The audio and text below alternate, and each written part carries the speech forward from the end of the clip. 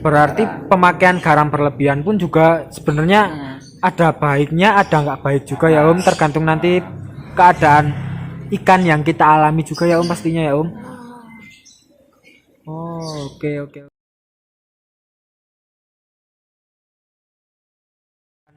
Ikan yang kita alami juga ya Om pastinya ya Om. Pastinya ya Om.